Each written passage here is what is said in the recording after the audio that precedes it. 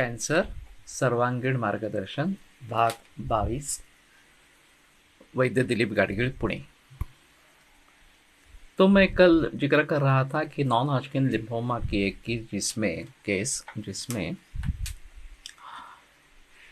Liver और spleen की involvement हो गई थी और उनकी बढ़ोतरी हुई थी। वो काफ़ी हार्ड या कठिन इस प्रकार के थे। एलोपैथी में करने लायक कुछ था नहीं।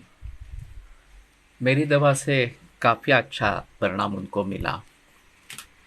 फिर भी उनके रिश्तेदारों का ये कहना था कि पैसे बचाने के लिए वो आयुर्वेद के ट्रीटमेंट कर रहे हैं और उसको मार रहे हैं। तो जब मैंने उसके बेटे के मुंह से ये बात सुनी तो मुझे बहुत बड़ा सदमा लगा। मैंने उनसे कहा कि क्या आयुर्वेद मारने के लिए है? आयुर्वेद तो जगाने के लिए हम देते हैं और ज़्यादा अच्छी क्वालिटी ऑफ लाइफ मिले, जितना ज़्यादा जी सके उतना जिएंगे ये। लेकिन ये जो सामाजिक मानसिकता है ये काफ़ी अजीब इस प्रकार की है और उसके लिए जो कारण बताया गया कि ये सस्ता है और इसलिए ये सस्ता होने के वजह से लोग इसका स्वीकार कर रहे हैं। वास्तव में ऐसा है कि एलोपैथी तो काफ़ी महंगी है, उसमें कोई संदेह नहीं है। आयुर्वेद भी उतना सस्ता नहीं रहा है, ये भी वास्तविकता इस प्रकार की है, क्योंकि आयुर्वेद का प्रचलन शहरों में ही ज़्यादा है और फिर बाकी जो खर्चे होते हैं जगह से लेकर एम्प्लॉयमेंट तक वगैरह वगैरह और दवाइयों के खर्चे वगैरह वगैरह, उसके जरिए अभी इतना सस्ता आयुर्वेद नहीं रहा है वास्तव में। फिर भी एलोपैथी के हिसाब से काफ़ी सस्ता है, ऐसा बता सकते हैं। और दूसरी महत्वपूर्ण चीज़ है, हमारा मकसद क्या है। हमें जानकारी पूरी होनी चाहिए कि एलोपैथी में क्या क्या हो सकता है, आयुर्वेद में क्या क्या हो सकता है, होम्योपैथी में क्या क्या हो सकता है वगैरह के बारे में। और फायदा जितना है उतना नुकसान है या नहीं है ये भी देखने की ज़रूरत है।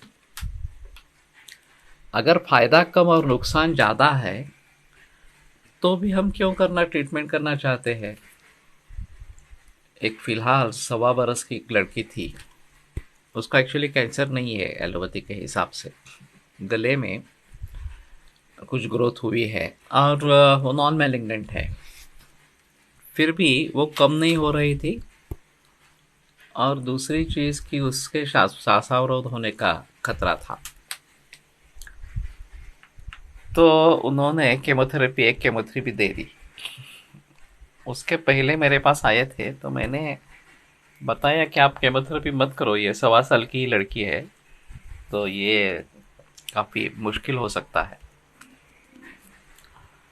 फिर से एक श्वासावरोध हुआ तो मैंने उनको एक दवा बताई जो संयोग से उपलब्ध थी और मैंने कहा कि तुरंत ये दवा दे दो और फिर कल सुबह या ऐसा सोचेंगे।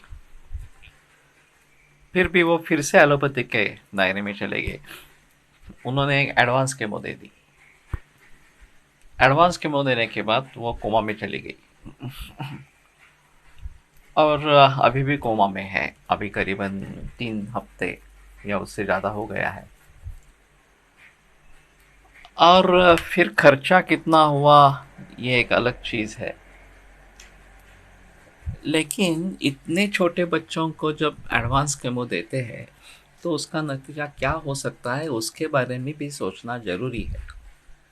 संस्कृत में एक कहावत है, उपायं चिन्तयन् चिन्तयन् प्राज्ञः अपायम अपि चिन्तयेत्। जो प्राज्ञ व्यक्ति, जो समझदार इस प्रकार की व्यक्ति है, वो उपाय को सोचने के पहले अपाय को भी सोच ली।